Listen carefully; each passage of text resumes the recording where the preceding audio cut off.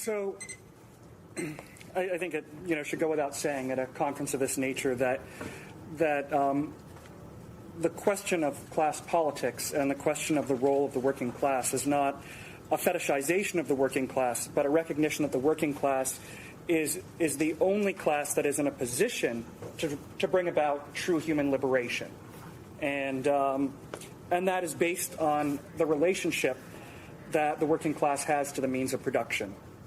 For Marxism, of course, human history is a history of class struggle, and capitalism, as the form of class society that we've arrived at today,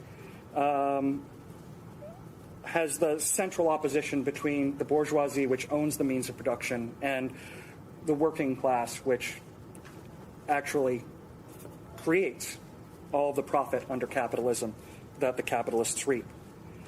And I know that that's sort of a strange perspective sometimes for people in the U.S. today, where the myth has existed for so long that everyone is middle class.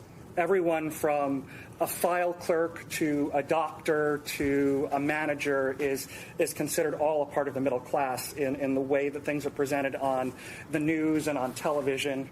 And I think one thing that Occupy Wall Street brought back into public consciousness was the idea that there's a very small percentage of the population that actually has a tremendous amount of control in the society based on their ownership of the means of production.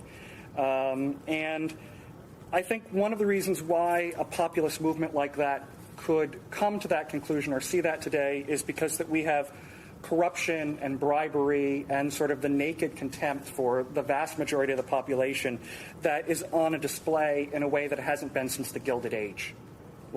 So to talk about, 100 years ago, the Marxist movement posed these questions in a certain way. The questions are all still the same, really. What's happened is that for a long time there were various ways in which that question was sublimated in the mainstream discourse within the U.S. And, I think that there's a reason for that. Relatively to many other countries, in the United States, there has been a relative lack of class consciousness, a lack of the working class seeing its historic role and seeing its relationship to the means of production. And a lot of writers have offered various explanations for that. I think that, some of the primary ones that we can touch on are the legacy of slavery and of racism in this country and the ability for employers to exploit divisions between black workers and white workers. The superexploitation of immigrants as they came to this country, and again, the use of xenophobia to divide workers from each other on the assembly line.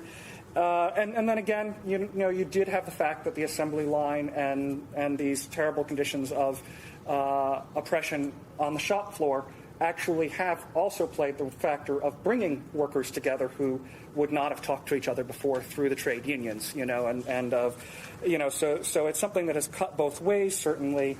And then, there has been a safety valve early in the U.S. history with westward expansion and a relative class mobility, perhaps, in comparison to Europe. So industrial unionism in this country arrives relatively late, but it makes significant inroads when it arrives, and arrives in a really explosive fashion during the Great Depression. Not at the beginning of the Depression, but around 1934, the labor movement has sort of been knocked to its knees by the Depression, and then as conditions get so bad that some sort of resistance is necessary, you have 3 significant strikes in 1934, and I think it's worth noting that all of them were led ostensibly by revolutionaries. You had a waterfront strike in San Francisco that was led by the Stalinized Communist Party.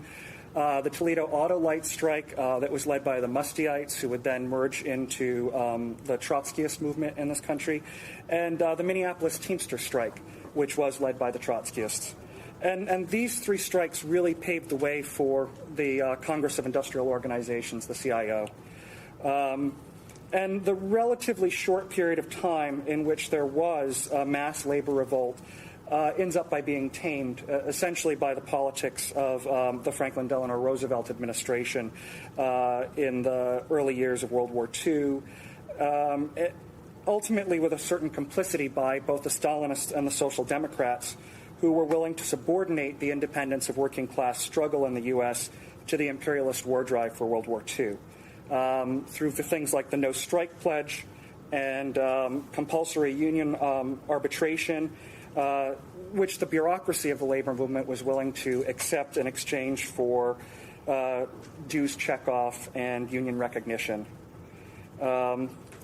There was opposition to this. John Lewis, of course, famously opposed the No Strike Pledge. The Minneapolis Teamsters actually were quite vocal in their opposition to it. And in July of 1941, FDR arrested 29 prominent Trotskyist leaders, many associated with the Teamsters Union in Minneapolis, for their opposition to the No Strike Pledge under the Smith Act laws. And you had relative quiescence until the end of World War II, when there was a massive strike wave from 1945 to 1946, with almost 9 million workers striking. Truman responded with sweeping strike-breaking legislation, including Taft-Hartley, and the legacy of Taft-Hartley is something that we're all living with today. Also in the immediate period after World War II came the Red Purge of the early McCarthy period, with the removal of many seasoned militants from the union movement.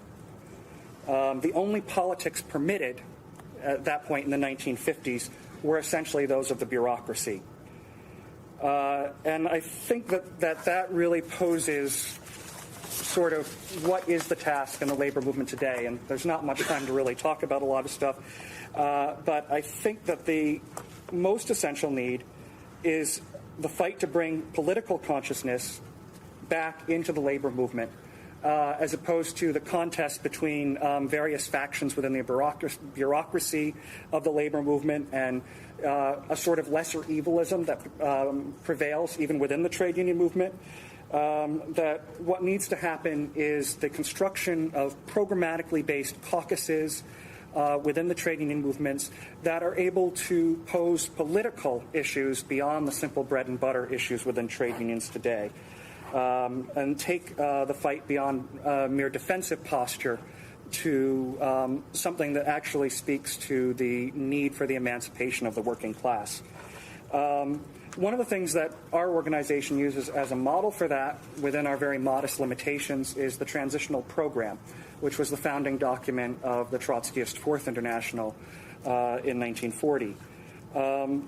The Transitional Program was conceived of by Trotsky as a way of bringing forward very immediate demands that could be raised within the unions and within the movements of social struggle that would at the same time pose the fundamental question of capitalism and be a bridge to a revolutionary consciousness for workers.